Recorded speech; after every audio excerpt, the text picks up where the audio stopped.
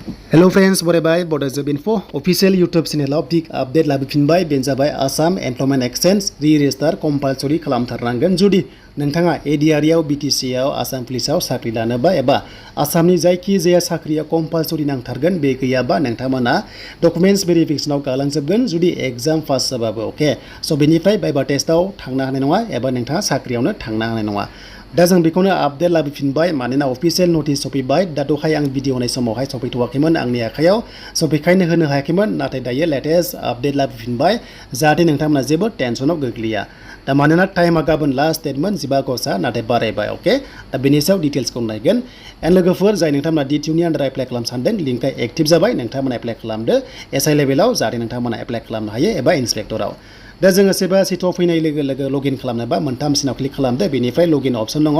बे लगइनाव खालामनानै सिटिजेन दङ बेयावनो खनसे नोंथांमोना क्लिक खालामनांगोन दा आङो क्लिक खालामबाय बेनिफ्राय इउजार ID खौ होनानै नोंथांमोना लगइन खालामनांगौ एबा साइन इन खालामनांगौ जुदि गैयाबा निउ इउजाराव थांनानै नोंथांमोना ID जेनेरेट खालामनांगौ ओके दा नै बेबादि मबाइल नाम्बार एक्टिभ थानायखौ नांगोन जेनेरेट OTP होनांगन गिबि नामाव नोंनि नामखौ होनांगोन बेनिफ्राय जेन्डारखौ नोंथांमोना सेलेक्ट खालामनांगन ओके बिनि सायाव ओरैबादि माखासे नोंथांमोना 2022 23 24 आव ओके दासिमबो नोंथांमोना एक्टिभ दंगासिनो दङ बाथ्रा जाबाय 2 जानुवारिनि सिगां जायफ्रा आसाम एमप्लयमेन्ट एक्सचेन्जआव रेजिस्टार जादोंमोन एप्लाइ खालामदोंमोन नोंथांमोना रेजिस्टार नांथारगोन ओके कनसेप्टखौ क्लियार खालाम 2 जानुवारिनि सिगां जिखुनु जाया रेजिस्टार जादोंबानो नोंथांमोना खालामनांगोन नाथाय जोंनि मथेब्ला दासिमबो एक्टिभ दङ नाथाय गभर्नमेन्टनि मथेबा रेजिस्टार खालामथारनांगोन नाथाय मोनसे बाथ्रा 2 जानुवारि उनाव एबा 3 जानुवारि ओके 3 4 5 6 बेबादि January February March April May June July आगस्तसिम दिनैसिम नोंथांमोना रेजिस्टार खालामदोंबा नोंथांमोना माने बेखौ नांलाया आरो ओके माने स' नोंथांमोना डाइरेक्ट रेजिस्टार जाबाय आरो ओके माने भेलिडिटिया बेबादि कन्डिशनाव होदों ओके स' बेखायनो मोनसेल' कनसेप्ट क्लियार जा 2 जानुवारिनि सिगां खालामनायफोरा लास्ट डेटआ 15 आगस्टमोन नाथाय दायो बारायबाय स' माब्लासिम बारायखो जों दानिया CMनि आपडेटखौ नायनोसै दा जोबोर सिरियास सिमा गावनि फेसबुक पेजावनो होबाय जाहाथे नोंथांमोना सिरियास लायो नङाबा जेब्ला साख्रि मोनो अब्लासो नोंथांमोना पस्टायनांगोन जुदि खालामाबा ओके बारे बारे बिथांमोना नलेज एबा नोंथांमोना नटिसखौ होगासिनो दङ जाहाथे बे नलेजखौ लायो बेनो जाबाय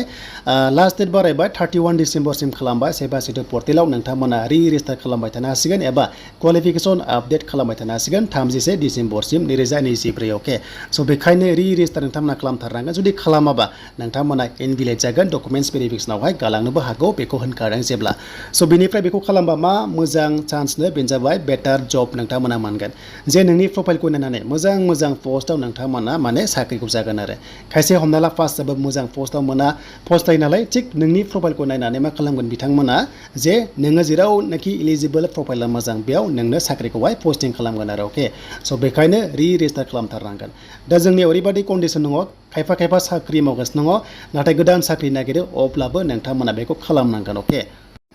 दा जोंनि गेजेराव ओरैबादि थायो खायसे कन्ट्रेक्चुवेल जब मावगासिनो दङ नोंथांमोनाबो बेखौ कम्पालसरि रेजिस्टार खालामथारनांगोन अब्लासो एक्टिभ थागोन आरो ADRE आव साख्रि मोनगोन नङाबा मोननाय नङा अके थ' बेखायनो बेखौ आधार कार्डजों खालामबा अफिसाव थांलायनाङा सानसेयाव मोनगोन जुदि नन आधार कार्डजों खालामबा अफिसाव थांनानै डकुमेन्ट्स भेरिफाइ खालामजानांगोन अके स' बेखौ आं क्लियार खालामबाय देन बेनिफ्राय माबाफोर सोंनांगौ दङबा अफिसियेलि कन्टेक्ट नाम्बार दङ बेयाव नोंथांमोना कल खालामनो हागोन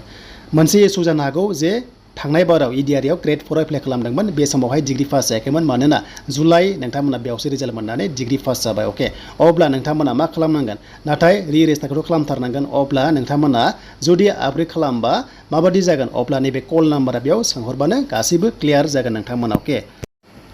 थ' बेखायनो नोंथांमोना गोसो दङब्ला कल खालाम बेयाव नोंथांमोना लेंगुवेज सेलेक्ट खालाम बर'जोंबो नोंथांमोना माने रायलायनो हायो जेबो टेनसन गैया जे नोंथांमोना गासैबो प्रब्लेम्सखौ सेयार खालाम जाहाथे बिथांमोना नोंथांमोननि